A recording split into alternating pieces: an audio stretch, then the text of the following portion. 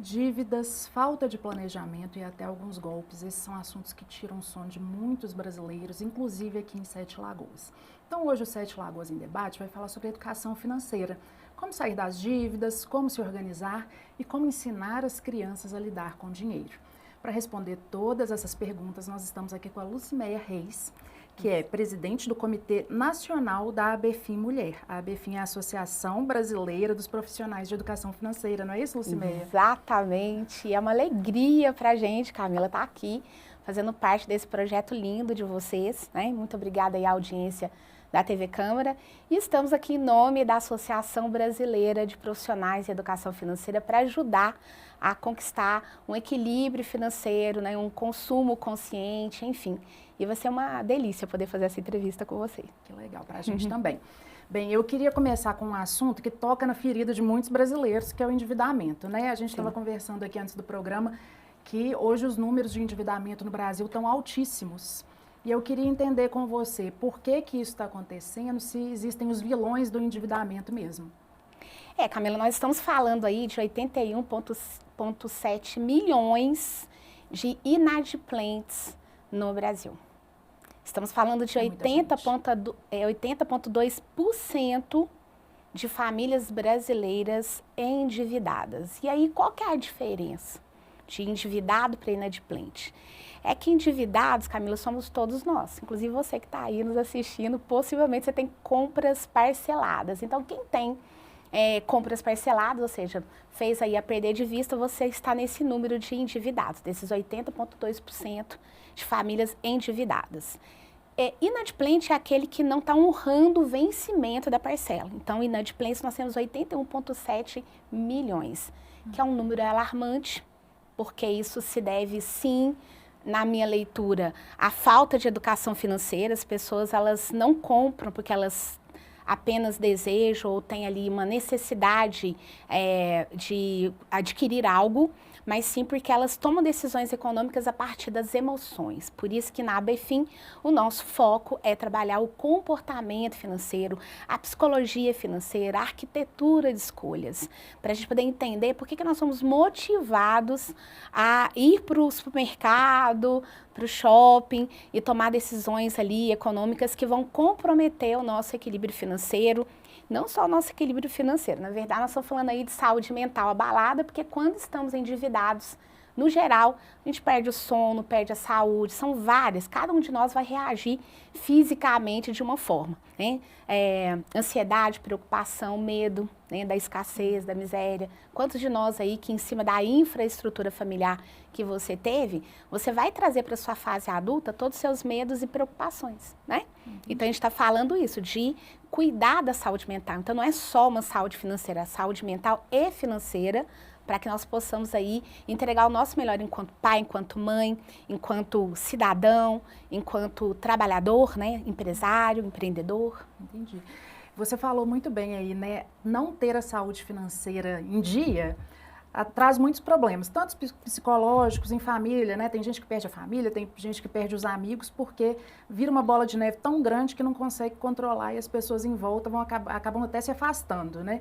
Então, hoje você diria que o principal causador, né, dessa bola de neve mesmo, dessas famílias que adquirem um empréstimo ou então gastam demais no cartão, tem aí um fator psicológico, digamos assim, né, da vivência delas, e também, hoje a renda também não está dando conta de pagar todas as contas? Bom, na minha leitura, Camila, o endividamento ele começa no momento que você não tem organização e planejamento. E a gente tem a cultura aí, né, somos países latinos, nós não temos a cultura oriental, né, de sermos, por exemplo, mais simples. E eu percebo que cada dia mais nós, por conta das redes sociais, por conta desse marketing que não é nada regenerativo, né, ele nos faz nos faz ter. A gente acaba tendo demais e sendo de menos. E nessa cultura de ter, eu acabo estourando aí o meu orçamento. Por isso que a organização e o planejamento seria o primeiro foco, né? O primeiro movimento para a gente poder caber no nosso orçamento e a gente viver aí abaixo do nosso padrão de vida, que é uma luta. Por quê? Porque se a gente quer ser, na verdade nós queremos aparecer que somos, né, alguma coisa, esse status ele pode nos fazer enquadrar ali ao nosso redor em padrões de pessoas que nem equilibradas financeiramente estão. Por isso que eu falo muito o seguinte, você está ali na sua timeline, seguindo Instagram de terceiros, de familiares, amigos e pessoas que você nem conhece, então aquilo gera uma infantilização, uma perseguição de estilo de vida que talvez nem seu é. Então, de repente, nós estamos ali comprando coisas que não faz parte realmente da nossa identidade financeira. Por isso que, além da organização e do planejamento, a gente convida a pessoa a fazer um autoconhecimento sistêmico financeiro. O que é esse autoconhecimento sistêmico financeiro? É você entender, como que foi esse movimento entre você lá na barriga da sua mãe? Porque dependendo de quem te hospedou, talvez essa mãe já estava endividada, esse pai já estava endividado, e você, num primeiro momento, não era uma criança desejada, porque esses pais não tinham condições financeiras para te trazer para o mundo. E aí, a nossa educação financeira começa ali, porque ali começa o quê? A nossa autoestima baixa. Porque a gente acredita depois de adulto, se não fizermos aí nossos cuidados, terapêuticos, não ter um acompanhamento de um psicólogo, pelo menos buscar uma igreja aí que já está com esses cuidados emocionais dentro das igrejas. Então não é uma questão de dinheiro, você tem como cuidar do seu emocional. Mas se a gente vem dessa história, onde você não se sentiu amado por esse pai, por essa mãe, e talvez esse útero não foi o lugar mais seguro, como no meu caso, na minha história pessoal, a minha mãe estava solteira, uma menina de roça, engravidou na cidade, nos Congados, e aí quando ela descobre que o meu pai era casado, ela primeiro tentou aborto. Então pensa, 3 abortos, e depois ela mesma, na segunda parte da gestação, tentou suicídios, ela automaticamente, o que ela me passa enquanto eu estou lá dentro desse lugar que não foi nada seguro? Todas as ansiedades que ela tinha, todas as preocupações, todos os medos. E eu vou carregar isso, se eu não me cuidar, para a minha vida adulta. Eu vou trazer isso para os meus relacionamentos conjugais, para os meus relacionamentos de trabalho, para os meus movimentos associativistas. Então, nem sempre quem está ali está em nome de um adulto bem resolvido. Porque se a gente não resolveu a nossa história passada, ou pelo menos se a gente não aceitou o que foi, porque eu não consigo resolver as escolhas da minha mãe quando eu estava dentro da barriga dela. Mas eu posso escolher aceitar que para ela foi o melhor que ela deu conta. E quando eu dou conta de aceitar esse pai, essa mãe, dou conta de aceitar essa história, dou conta de aceitar todas as misérias que eu passei, os abusos na infância, porque ainda vim com uma falta de infraestrutura, com abusos. Todos esses abusos fazem com que a gente na vida adulta se comporte de um jeito emocional na hora de adquirir, de tomar decisões econômicas. Porque eu vou levar para o shopping ou para o supermercado essa criança e tudo que ela não comeu. Então, por quanto tempo que eu fiz compras no supermercado e enchi minha mesa ali de produtos de padaria que não alimentava apenas a mim, mas alimentava uma família inteira e todas as mazelas dessa família, primos que não tinham às vezes acesso. Então a gente tem que entender, eu estou consumindo para mim ou eu estou consumindo em cima de todas as dores que eu não resolvi ainda? Isso é muito interessante você falar, que eu estava pesquisando o tema para o nosso programa e pesquisando sobre as bets, os jogos. Hoje é o último endividamento que existe, o mais novo que existe, são as bets, esses jogos, tigrinho, e que estão viciando as pessoas. E muitas pessoas profissionais falando justamente isso, que normalmente a pessoa que vicia nesse tipo de coisa começa como uma brincadeira. Mas aquela que vicia e perde o controle, porque normalmente ela tem um background emocional, de que aquilo ali está preenchendo alguma coisa na pessoa. E aí a gente vê hoje casos alarmantes, de dívidas e pessoas perdendo totalmente o controle. Assim, eu acho que o cartão de crédito é um grande vilão, A gente pode citar vários, empréstimos consignados, agiotas, esses próprios joguinhos, bets que estão no mundo inteiro causando Sim. esse vício. Então, falando realmente sobre esse fundo emocional que tem nas dívidas e nos gastos, o que a gente faz para tudo que a gente gasta. Eu queria te perguntar, então, a pessoa que está nos assistindo, que se identificou com essa situação? Ah, tô no fundo do poço já tô muito endividada. Como é que é o primeiro passo para ela sair dessa situação? Então, o primeiro passo na minha leitura é o autoconhecimento, porque eu preciso primeiramente entender os motivos pelo qual eu preciso de buscar aquele jogo. E a gente está falando aí do jogo, Camila, porque não só agora com as bets, esse estouro aí dos últimos anos com os joguinhos eletrônicos, mas desde então a gente via aí os nossos jovens e até os pais, né, os adultos presos em jogos. Os homens em especial, eles ficam muito presos a jogos. E os jogos é o quê? É eu viver uma realidade através dos personagens que eu não tenho na minha vida real. Então, de repente, eu não estou bem sucedido aqui na vida real e no jogo eu consigo ser alguém que eu não sou. Só que quando a gente está falando aí de você buscar recursos, as pessoas têm buscado recursos até através de agiota. Porque, no geral, você começa jogando ali, porque você quer alimentar aquele possível milionário que você vai se tornar se você ganhar, né? E aquilo é viciante, porque o jogo ele foi criado para isso, porque eu acho que é igual o ChatGPT, gente. Ele é treinado primeiramente para poder falar coisas para você ali, né? O chat ele te responde sempre amaciando o ego, né? Nossa, olha, sua ideia, o que você colocou aqui é incrível. Então, ou seja, o joguinho não é diferente, ele vai primeiro te alimentar como um jogador que tem sucesso naquela carreira de jogador e que você nem vai precisar de seguir o movimento convencional do trabalho, porque ali se você treinar e tiver habilidade, você vai conseguir criar ali uma expectativa financeira muito forte. E aí as pessoas vão o quê? Buscando recursos com familiares, né? Quando ele já não tem mais onde buscar o recurso, ele vai começar a buscar os CPFs que ele conhece e que ele tem credibilidade. E depois ele vai atrás o quê? Do CPF agiota. Que é, na nossa leitura, o pior lugar. Por quê? Porque com a agiota não tem jogo. Não tem jogo. Eu queria até que a gente pudesse fazer uma entrevista, né, com a agiota para a gente poder entender qual é o jogo quando esse endividado ele chegou nesse ponto. Até para a gente poder, enquanto educadores financeiros, apoiar qual é a alternativa. Hoje, o que o educador financeiro fala quando você está já preso a um agiota? É que você priorize ele, porque ali não é só risco financeiro. Ali não é só taxas altas, não. Ali nós estamos falando de riscos de vidas para você e para os seus familiares. Então, é o primeiro lugar que você deve buscar recursos, nem que você tenha, infelizmente, que abrir mão de algum bem. Então, se a pessoa tem algo bem, bom seria que ela pudesse abrir mão para ela poder se proteger e sair desse risco de vida que ele está correndo. E a gente está falando aí, e não tem muito tempo, aqui em Sete Lagoas mesmo, casos de pessoas suicidando, achando que, às vezes, através do suicídio, talvez pode ser por uma questão mesmo, a pessoa vai enlouquecendo, vai ficando enfraquecido mentalmente, e ela pode ter buscado o suicídio ali como uma alternativa de ficar livre daquela dor, né, do endividamento.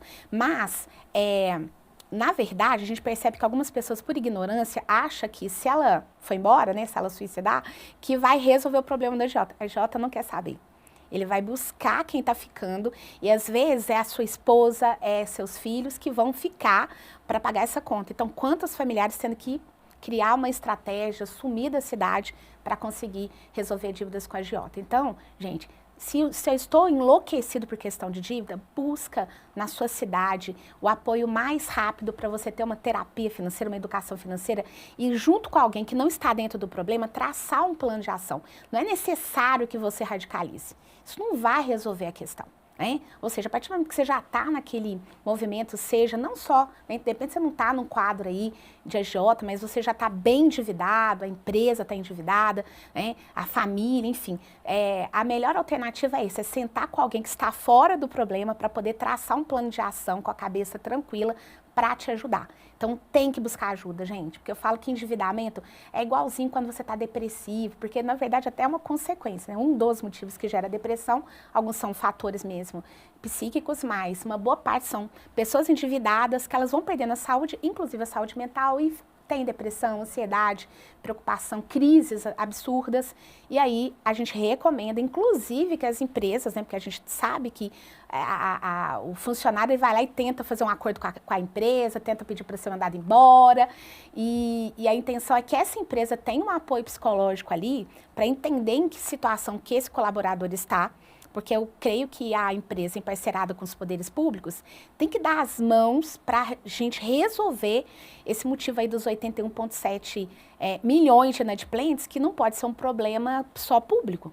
Ele precisa ser um problema geral, até porque quem foi lá vender não foi não foi o governo, né? Na verdade, nós é que estamos ali na mídia, fomentando o marketing exacerbado, e por isso que a gente fala que o mercado financeiro tem apostado em educação financeira, e o ENEF, na Estratégia Nacional de Educação Financeira, que foi lançado em 2005, ele já trazia, nem tinha esse quadro caótico, mas a gente em 2005, enquanto educadores financeiros mais antigos, a gente já estudava como trazer a sustentabilidade financeira, naquela época pensando na Agenda 2030, já estamos aí pertinho, né, 2026 para 2030, e esperamos que em 4 anos nós formemos 1 milhão de mulheres na educação financeira. Ô Lu, mas por que mulheres? Porque as mulheres são mais sociais, gente. As mulheres, elas estão na vida não só para ganhar dinheiro, elas estão na vida para cuidar. Por isso que a gente veio para amamentar, para dar à luz. Agora, nem todas nós estamos na nossa melhor essência de mãe, igual eu expliquei o lance aí de mães que às vezes elas se endividam e quando elas ganham seu bebê, elas estão numa situação de saúde mental abaladíssima. Então, a gente tem que cuidar do quadro dessa mulher para que ela tenha equilíbrio, tenha fortalecimento financeiro e ela possa se tornar um agente de transformação na comunidade onde ela está inserida. A gente conhece a nossa sociedade, né? Muitas mulheres são chefe de família, não contam com apoio, né? Tem filhos e não contam com o apoio dos pais. Então, a mulher realmente, ela tem muitas obrigações, né? Ela tem essa jornada dupla, tripla. Entender de dinheiro faz parte desse malabarismo para dar conta do dia a dia, né? Isso é muito importante. Queria saber também em relação às empresas que estão endividadas, quais são os principais erros hoje e se ainda tem muita mistura do dinheiro da pessoa, do dono da empresa com o dinheiro da empresa, se isso causa muito endividamento? Então, eu percebo que, assim, né, as próprias ações do SEBRAE, das associações comerciais, dos CDLs, das entidades empresariais, têm minimizado muito essa questão aí da gestão. Quer dizer, as empresas, elas aprendem sobre gestão, né, de lá para cá, aí eu creio que já houve um bom avanço em relação às pessoas entenderem o que é uma precificação, o que são movimentos contábeis, até para a gente poder entender a importância de um imposto. Eu falo que o imposto, assim, e agora a gente está com a reforma tributária como o vilão desse ano para os empresários é a reforma tributária e o NR1, que começa a vigorar agora em maio, mas o que a gente tem trazido é a importância da educação fiscal. Porque se a gente quer que os nossos filhos construam um mundo onde, né, a gente tem um mundo sustentável, é importante as pessoas entenderem de educação financeira e de educação fiscal. Camila, então a gente tem ensinado muito sobre isso. Por quê? Porque educação fiscal é ajudar as crianças a pedirem nota para que elas ensinem os seus pais a pedirem nota. Ah, Lu, mas como é que faz? Assim, a gente não consegue dar conta de gerir nossa empresa se a gente não colocar tudo ali no papel, né? Se a gente fizer os faturamentos adequados. Mas nada justifica, a gente não ter uma empresa com os seus comportamentos financeiros corretos, inclusive os comportamentos contábeis e tributários. Porque isso fala muito sobre a nossa sustentabilidade enquanto negócio. Agora, qual é o caminho? O caminho é isso, é que a gente sabe que pós-pandemia não ficou fácil. Foi liberado uma série de créditos e Pronamps, só que aí o mercado comercial não reagiu proporcional ao volume de crédito que foi liberado. Então, nós estamos falando aí de mais de 100 mil empresas endividadas, né? Então, esse número é um número para vocês entenderem que, assim, vários de vocês que estão nos assistindo ou trabalham numa empresa que está endividada ou é um empresário, um empreendedor que está endividado.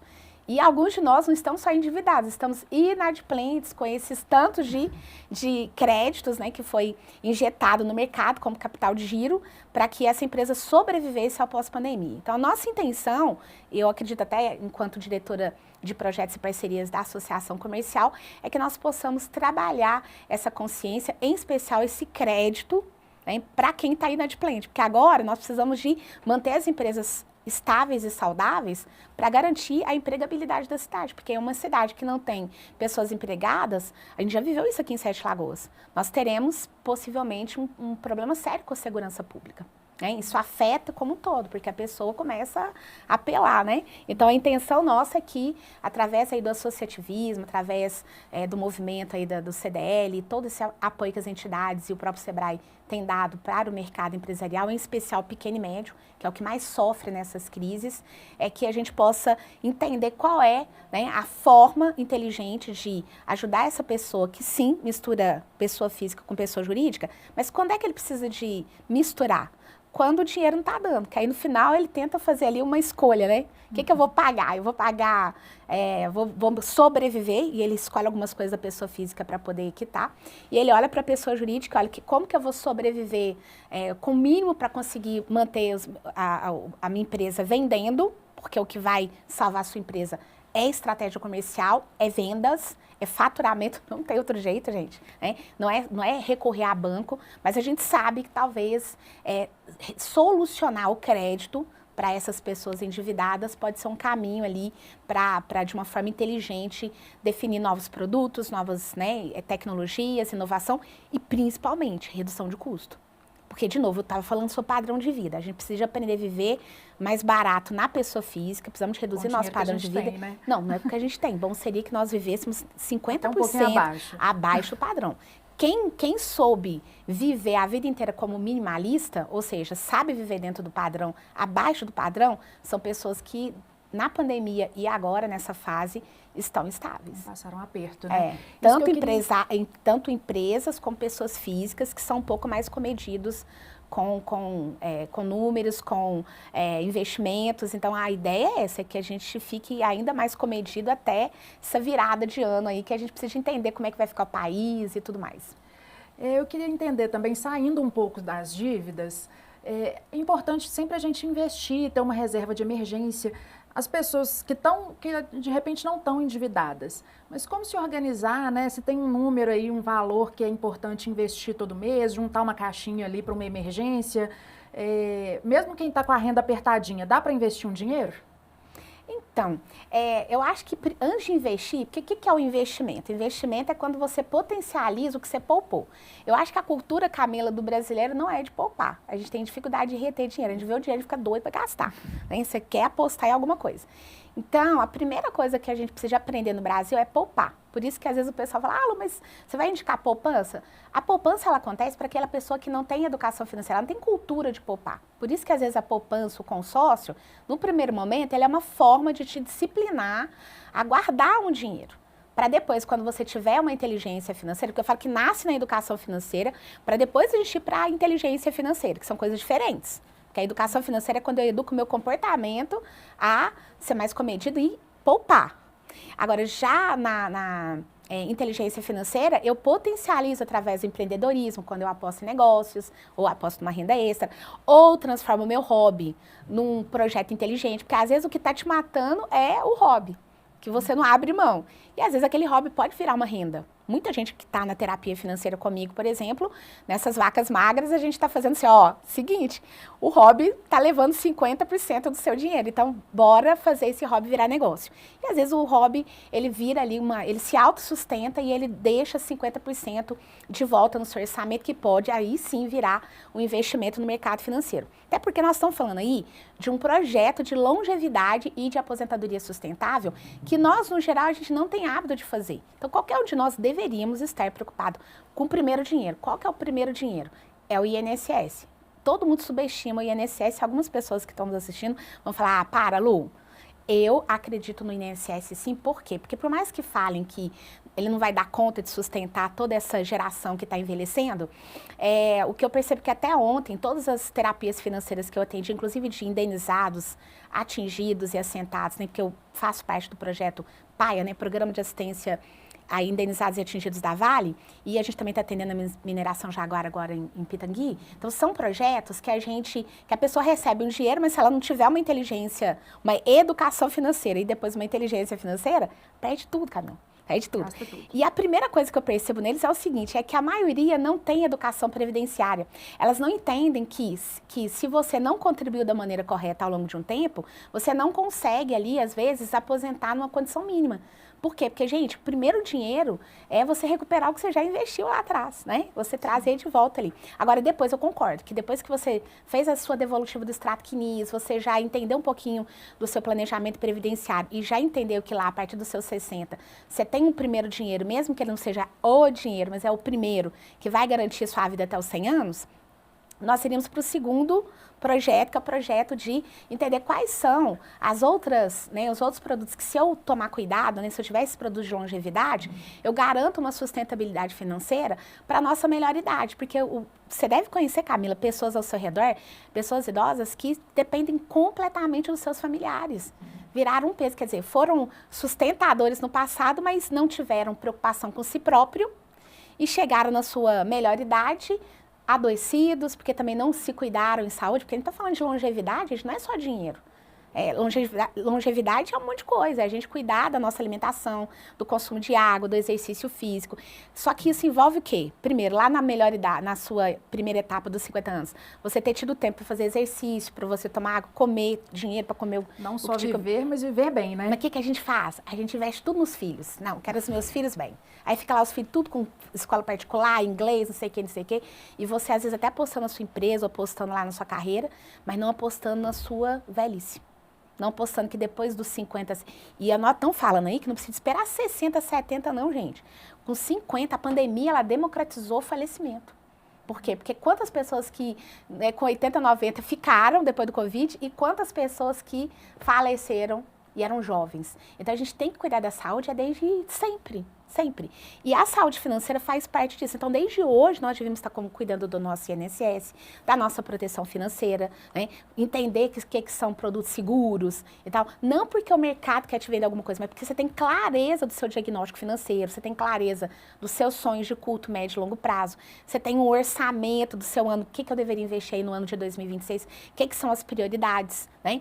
E tem ali no Poupar, né, que eu estou usando o método SOP, diagnosticar, sonhar, orçar e poupar. Eu quero falar né? desse método. Mas vamos falar do método, né? Então, o poupar é isso, é primeiro aprender a reter e através do poupar a gente criar esse movimento do investir com um carimbo, porque você não tem que guardar o dinheiro só para ficar guardado. Você tem que ter um carimbo, ó, isso aqui é o dinheiro da minha viagem dos sonhos. Ah, Camila quer ir para a Europa com a família, esse aqui a gente está poupando para ir. Não é já parcelar no cartão e ir amanhã porque você está ansiosa. Não, você programa a sua viagem.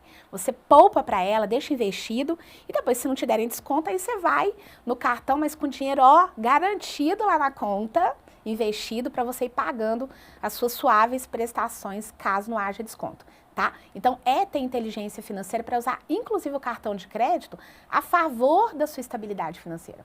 Sim. Eu queria entrar no último ponto, que é muito importante, está muito em alta, e eu sei que você tem muita experiência, que é a educação financeira para crianças. A partir do momento que o pai está estabilizado, né, acho que é importante, ele é um exemplo para o filho. Como introduzir esse assunto do dinheiro para crianças pequenas, né, que às vezes demandam, né, um apoio visual maior, né, a criança pequena é muito visual. E também para os adolescentes, né, porque os adolescentes eles já abrem uma porta, de repente, para o adolescente ter uma conta no banco, ter um investimento. Como é que é a melhor forma de lidar com esses dois públicos? Então, eu já até aproveitei, ó, na BFIM a gente tem, vou mostrar para vocês. Nós temos aqui um material que é um material voltado para crianças. Você até falou, né, Camila? Como é que eu consigo educar financeiramente uma criança de 2 anos, 3 aninhos, 4 aninhos, 5 anos? A Vic, né, que é a minha filha, hoje embaixadora TIM de Educação Financeira nas Escolas e para Jovens, né? Tá aí como presidente da ACI Jovem, né, Associação Comercial e Industrial de Sete Lagoas. Isso tudo nasceu com a educação financeira. Então, eu falo que a educação financeira, a gente salva vidas, porque torna seu filho mais empreendedor, né? Porque ele vai ter que empreender para ganhar dinheiro. Porque nós não vamos dar dinheiro de graça, né, Camila? Igual você estava brincando aí a historinha do seu filho, né, mais cedo. Então, não entende que existe uma troca, né? Uma troca, assim, de alguma coisa pelo dinheiro. Acha que tudo aparece do nada, né? E não tem essa noção de dinheiro. Eu fico até imaginando, hoje o dinheiro ele é muito virtual, né? É muito Pix, o cartão de crédito, você paga direto no site. Então, a gente convive menos com papel moeda, moedinha. Eu creio que ele vê pouco dinheiro vivo. Então, não tem muita noção dessas trocas. Dessa experiência, né? Então, quando eu comecei a ensinar educação financeira em casa, na verdade, eu não era educada financeiramente. Então, lá atrás, há quase 20 anos atrás, eu já vi que está com 20 anos, né? Mas a gente começou com ela com 3 aninhos. Então, quando eu trouxe esse material, eu nem acreditava muito em educação financeira para criança, para falar a verdade. E eu lembro de ter sentado no tapete para poder ensinar para ela, num material desse tamanho, não é esse aqui é mais novinho, mas na época, na edição da época, e a gente começou a colorir, a desenvolver um pouquinho sobre a estratégia de ensinar educação financeira em casa para a criança, usando o método do sonho, né, de sonhar, sonhos de curto, de médio e longo prazo, usando a estratégia do cofrinho. Pena que eu não trouxe o cofrinho para vocês verem, mas tem até o kit com cofrinhos, e aí são cofrinhos de vários tamanhos para ensinar a criança de forma lúdica, né, o poupar. E como que você vai criar uma estratégia dentro de casa para poder fazer essa criança entender que ela é que tem que pagar? Ela é que tem que viver a historinha ali de juntar para quando chegar no final ele contar o dinheiro. E depois que ele conta o dinheiro, você vai lá, leva, né, para o lugar onde ele vai escolher. Em especial, consumo local, tá, gente? Porque uma coisa que a gente foi ensinando em casa, além da educação financeira, foi de fazer consumo solidário, consumo local, explicando, olha, eu posso até consultar na internet, mas eu tenho que movimentar o comércio local. Então, a Vicky, desde pequenininha, ela ia lá, fazia os orçamentos dela, igual eu lembro na época do Furby, né? O Furby estava em alta, e ela queria o danado do Furby para Dia das Crianças, de outubro, e eu falei, tá, mas cadê seu cofrinho? Vamos contar. Não tinha, chegou lá na semana do outubro, do dia 12, não tinha. Tava faltando R$50. O que eu fiz? Nada. Não fiz nada, porque eu não sou obrigada. Porque o pai e a mãe têm que ensinar a educação financeira, dá trabalho. Ficou frustrada, chateada, fez birra. Falou que todo mundo da escola tinha ganhado o tal do Furby e que possivelmente não ia nem ficar o que ela queria, que era da cor que ela queria. E eu falei, olha, sinto muito. Então, ou seja, para você poder, às vezes, ensinar a educação financeira para os seus filhos, talvez você vai ter que ser a bruxa malvada do leste e do oeste. E lá em casa eu era, porque o pai super, né, adora, sou todo bonzinho. Ai, tadinha, ela vai frustrar, vai ficar traumatizada. Traumatizada vai ficar eu se eu não ensinar educação financeira para o filho. Você vai criar aquele tanto de filho que fica lá pendurado na sua casa depois de velho, porque não aprendeu a realizar os próprios sonhos, não aprendeu a correr atrás de dinheiro. Então, a gente tem uma obrigação enquanto mãe, né, principalmente as mães, né? Por quê? Porque a mãe é da porta para dentro, né, gente? O segredo de um equilíbrio de uma casa, a sabedoria de uma casa gostosa, que a gente quer voltar, é aquela casa que tem uma mãe que ela sabe ser mãe, ela se coloca como mãe. Ela não quer ser amada pelo filho. Lógico, se eles puderem nos amar, ótimo. Agora, se tiver que fazer uma gambira ali, né, uma catira, só para você ganhar o amor do filho, fica com os valores. Opta pelos valores. E um dos valores que eu levei para minha casa foi a educação financeira. Sabe? Então, hoje em dia, ainda dá o porquinho para o filho juntar dinheiro, dá mesada, hoje em dia, eu acho que é até mais semanada, né, que eles falam. Dá, né, esse dinheiro para o filho administrar, de repente, mostrar para ele, obrigar ele a fazer essas trocas financeiras, né, pelo que ele quer, para ele ter essa noção, ainda é um método mais indicado para as crianças entenderem o dinheiro. Mesada, minha filha, aqui, ó. Fui aprender sobre mesada. Aqui, inclusive, fala da cultura japonesa. Inclusive, as mulheres no Japão dão mesada para os maridos, porque lá a cultura o homem trabalha e faz muito dinheiro, porque eles têm muita clareza do que é o homem japonês, que ele é o provedor daquela casa. Então, não tem nada a ver com machismo, feminismo, não. É um movimento sistêmico, gente. Né?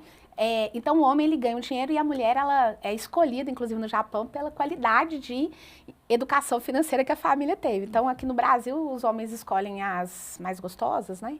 Aí tal, tem uma cultura X, mas lá nesses países orientais, eles olham muito para essa questão da educação, né? Então, quanto que nós mães, e a gente pode fazer esse movimento no Brasil, de nos tornarmos mulheres educadas financeiramente, de nos tornarmos mães educadas financeiramente, porque quando a gente tem em casa, a gente pratica a educação financeira, esse adulto vai se tornar o governante de amanhã, que vai tornar esse governo um governo sustentável, que cabe dentro do orçamento e da gestão. Porque a gente quer construir um país maravilhoso, mas não faz nada para que os nossos filhos, desde agora, se tornem educados fiscalmente, educados financeiramente, educados sistemicamente, porque a educação sistêmica é o quê? Honrar pai e mãe. A educação que hoje, né, as constelações organizacionais, constelação familiar, constelação financeira têm vendido é o quê? É simples, você honrar pai e mãe do jeito que eles são. Sem discutir se o pai bebe, se não bebe, né? Isso não tem a ver. Nós filhos só temos que honrar, né? Honrar os nossos pais e a gente seguir a nossa história. Isso gera prosperidade futura, é algo que a gente tem trabalhado fortemente, sabe? E musiquinhas de educação financeira, gente, né? As escolas já estão trabalhando com música, porque a música, ela embala, ela acalma o nosso coração, né?